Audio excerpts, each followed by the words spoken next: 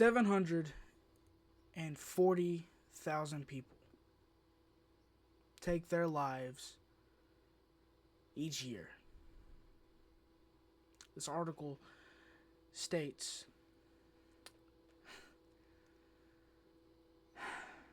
with one death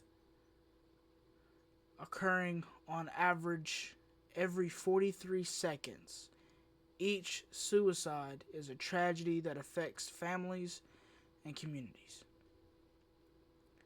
Here recently, that's all we have been seeing is people taking their lives. And I want to talk about it. I first want to start off with my condolences to those who have lost loved ones to this evil thing. I send out my prayers to you and to your family members to anyone who is going through this. So let's talk. Why can I talk about this? Why am I making this video? Because I think I need to. Will it reach anybody? I have no idea. But it's me getting the word out there. So, well, here we go. When I was 12, I was an inch away from becoming one of those statistics. I was at one of the lowest points in my life. At 12 years old, by the way. 12 years old. I was being bullied. I was being made fun of for who I am. I was being just bullied too much, and I didn't know how to express any of that to my family. And so I just kept it all bottled in. And then, life happens with your family sometimes. So that also came into effect. And so I was really, really low. Really low. At 12, mind you. And I'm not going to go into full detail on all of it. But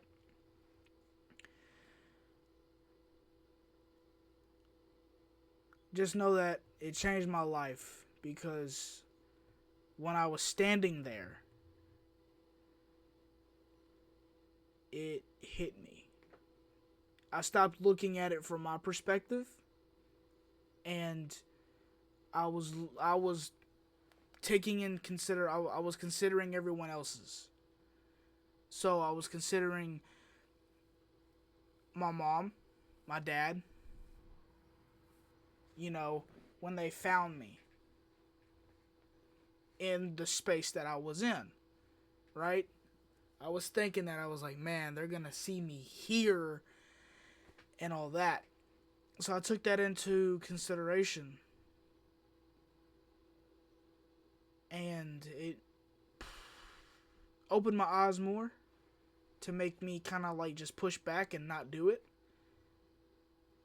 Because I didn't want my family to feel like they were the reason. Because they wasn't. And that's what I'm thankful for God. He put that, he made me think that. Like, he was like, put this in perspective for them on how they're going to feel when they find you.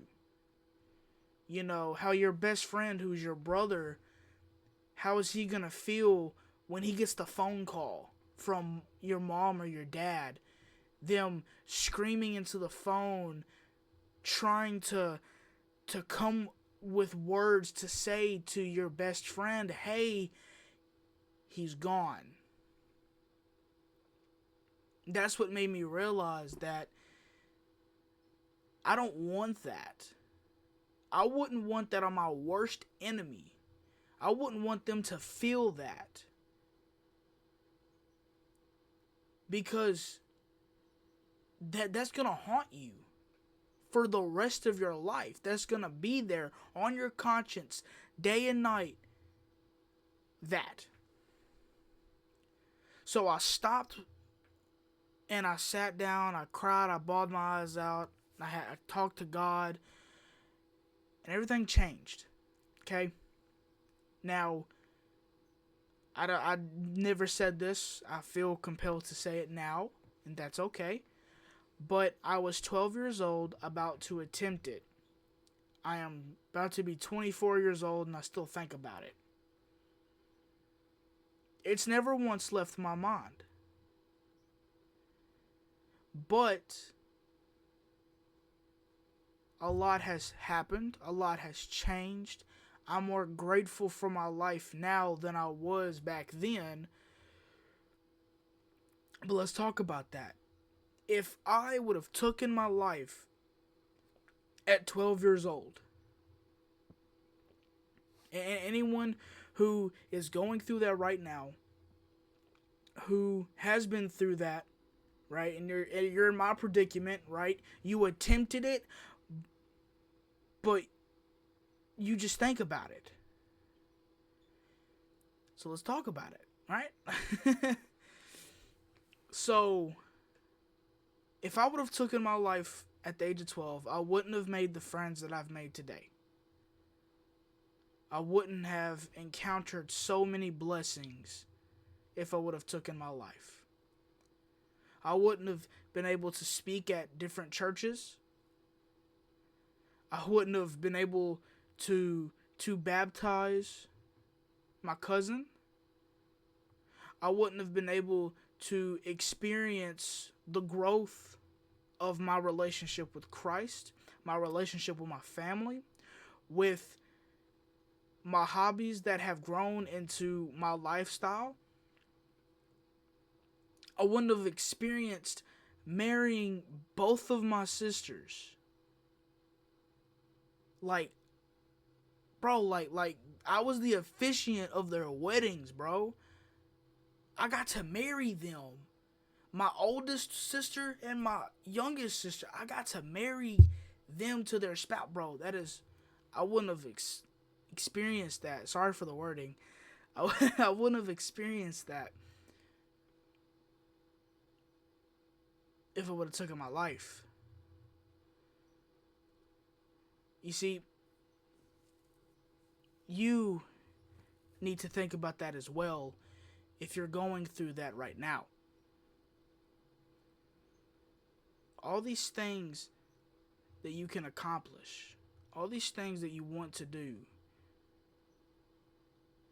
if you take your life, not only do you not succeed, your goals, your achievements that you set before yourself, you don't achieve those. So not only do you not achieve your goals, not only do you not achieve the plans that you had set out for yourself, you don't achieve those. What you do is you don't achieve goals, you don't achieve your life plans, and you now put that weight on the people you love the most. Your family, your loved ones, your friends, your coworkers. Because there's too many people that they say that they feel alone, and that's not the case. See, we live in a society where we're kind of going a little bit backwards, where people don't want to talk. Here's the thing. There are therapists. There are people you can talk to.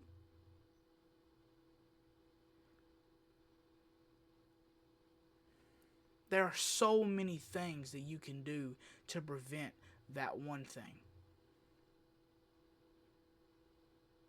I want to encourage, I want to motivate you to find a change. So a big impact in my life was I made goals for myself.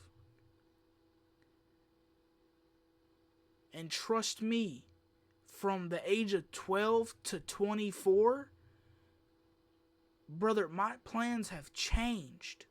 If I would have taken my life, I wouldn't have went through a horrible breakup, go through 3 years of nothing but hell. But I went through that because it made me the man that I am today. Someone who is compassionate, someone who is well listened, someone who can lend a shoulder, an ear, someone who has, in his young years, been through so much that I can help with advice. If I would have done that, none of the things that I have here, a house, a soon-to-be wife, and get this, this is going to shock some people, especially my family, but in the future, if I would have taken my life at 12, I wouldn't have my future family. You got to understand that where you are now will not be forever. You have to realize that. I know it's hard. I know the enemy is just whispering in your ear right now to tell you, like, bro, click off the video. Don't listen to him. You want to be in this sad, depressive mood. Guess what? I was there for 3 years. You don't have to be. The easiest way to get out of a slump is a hobby. Anything can be a hobby. Video games, going to the gym, reading a book, doing Legos, doing something productive that's not harmful but helpful. That's what we need to do. Excuse me. That's what we need to do. Set a goal for yourself. Set a goal and then go for it. Achieve that goal.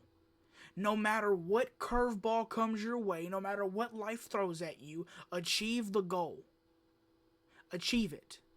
In some way, shape, form, or fashion, achieve the goal. As soon as you do that, set another goal. After you achieve that, set another goal. Keep yourself occupied. Keep yourself moving. Trust me, you're gonna go through some trials and tribulations. You're gonna go through some hell. There's nothing wrong with that. But you have to realize, hey, this is only for a season. I'm not gonna be here forever. It's going to get better. It has to. It can't get any worse. It's going to get better. I can promise you that. That's all I got. Just know that you are loved. You are cared for. People love you. And most importantly, you're not worthless and you have a purpose. Know that you are loved and that people love and care about you. Please. I'm tagging the hotline number down below in the description. It's going to be the pinned comment as well. If you feel like you can't do it no more, please reach out to someone and get help. There's too many people that we're losing every day, and they're not enjoying the life that has been promised. So please, I'm not reading off of no script. This is just coming from the heart. Please get some help. Please.